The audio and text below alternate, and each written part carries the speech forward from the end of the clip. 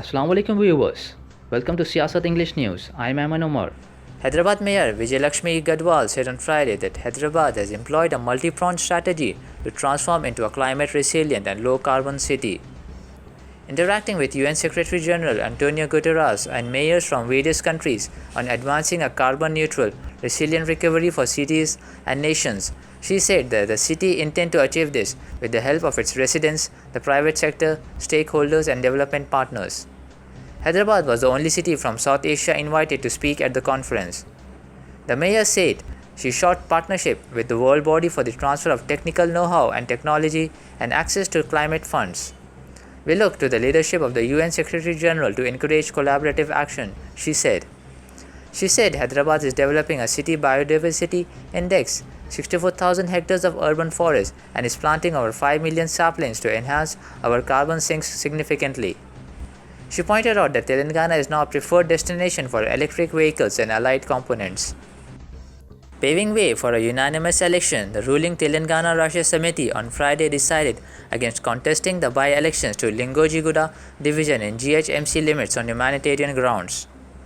The decision was taken following an appeal made by a Bharatiya Janata Party delegation led by former MLC N. Ramachandra Rao in a meeting with TRS Working President K.T. Rama Rao at Pragati Bhavan here.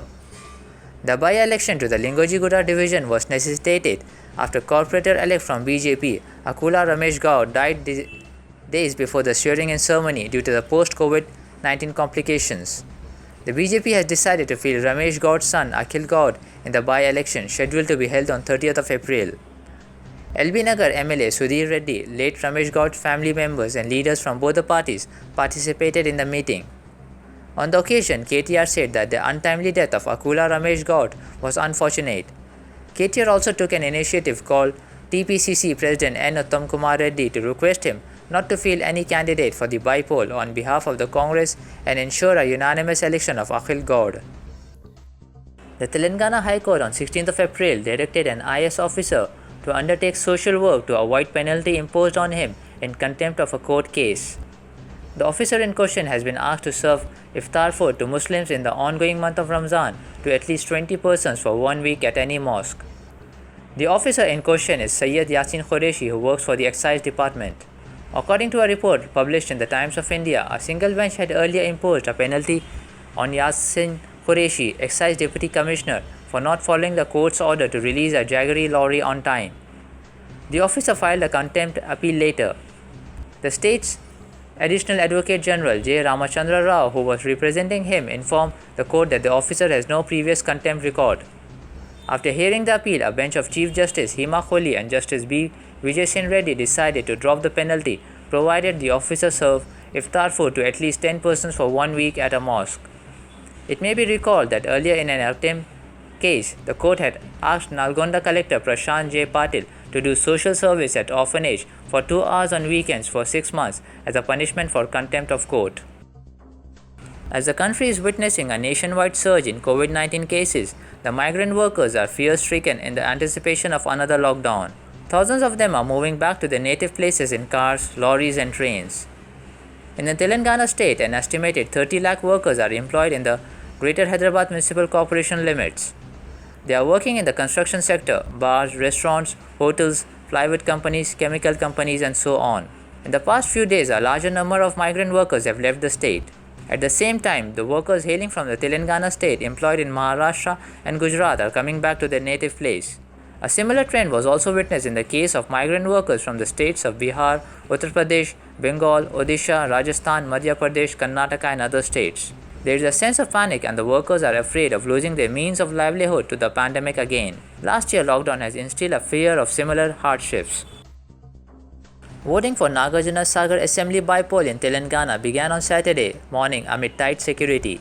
Polling started at 7 in the morning and will continue till 7 in the evening, with the last hour earmarked for COVID patients. In all, there are 2,20,300 voters in the constituency, the by-poll for which was necessitated by the death of MLA Nomolo Narsamaya of the ruling TRS. Officials said polling is being held at 346 centers in the constituency in Nalgonda district. All COVID guidelines are in place for the polling, with 5,535 personnel deployed for overseeing the polling day activities. The poll authorities have arranged 1,446 electronic voting machines. The by-elections will decide the political fortunes of 41 candidates. The poll has the ruling TRS pitted against a resurgent BJP and the Congress, which is trying to claw its way back to political relevance in the state. The TRS has fielded Nomula Bhagat, son of the deceased MLA, while the Congress has fielded its strongman and former minister K. Jana Reddy. The BJP is represented by P. Ravikumar Naik. The by-poll has acquired significance following the BJP wresting the Dubaka Assembly by-poll from the ruling TRS in November last year. COVID-19 cases in Telangana continue to rise with 4,446 fresh infections, the highest ever in a single day, pushing the gross to over 3.46 lakh, while the toll rose to 1,809 with 12 more deaths. Greater Hyderabad Municipal Corporation accounted for the most number of cases with 598, followed by Medchal Malkajgiri 435 cases and 326 cases in Rangareddy, a government bulletin said on Saturday, providing details as of 8 pm on 16th of April. The total number of cases stood at 3,46,331, while 1,414 patients were cured, taking the total recoveries to 3,11,008. The state has 33,514 active cases and over 1.26 lakh samples were tested on Friday. Cumulatively, over 1.14 crore samples have been tested. The case fatality rate in the state was 0.52%, while it was 1.2% at the national level. The recovery rate in Telangana was 89.8%, while it was 87.2% in the country. Voting for 45 constituencies in West Bengal's fifth phase assembly elections began at 7 in the morning to decide the fate of 342 candidates on Saturday amid tight security. This phase of the elections will witness an intense battle in the 13 constituencies of North Bengal, including 5 in Darjeeling, 1 in Kalimpong, and 7 in Jalpaiguri. Voting will be held at 15,789 polling stations in the fifth phase of the elections across the 45 constituencies overseeing the districts of Jalpaiguri, Kalimpong, Darjeeling, and a segment of Nadia, North 24 Parganas, and Purba Bardhaman. The security for this phase has been beefed up with the deployment of 1,071 companies of central forces for ensuring a peaceful election. The Board of Control for Cricket in India has got the approval for visas for the Pakistan cricket team as well as the media for the upcoming 2020 World Cup that will be held in India in October till December. It was announced at the BCCI's Apex Council meeting on Friday. However, this wouldn't yet break the deadlock between the Indian and Pakistan cricket boards. The Pakistan Cricket Board Chairman Ehsan Mani had earlier said that they are looking for visas for not just the players and the media but also for their fans. A failure on that count from the Indian board will push them into asking the International Cricket Council to host the tournament in UAE. The Apex Council, however, was surprised that the Union Home Ministry will decide on giving visas to Pakistan fans, it has been learnt. There had been very little doubt earlier on Pakistan cricket team getting visa. The BCCI had given enough indications. The Board of Contention, however, had been the visas to media and fans, which the Pakistan board had demanded.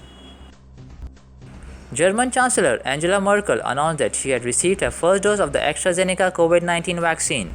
She said, "I am delighted to have received my first vaccination with AstraZeneca today. I thank everyone involved in the vaccination campaign and everyone who gets vaccinated. Vaccination is the key to overcoming the pandemic." The AstraZeneca vaccine is now only recommended for people aged over 60 in Germany, reports the news agency. Its use for younger people remain optional at doctors' discretion for people without an increased risk of blood clots. The Chancellor is 66-year-old and thus falls into the group of those eligible for AstraZeneca vaccine in Germany. Over 3.5 months after the start of the vaccination program in Germany, more than 5.3 million people had been fully inoculated as of Thursday, bringing the immunization rate to 6.4% according to the Robert Koch Institute, the federal government agency for disease control and prevention. Thank you viewers, that's it for today.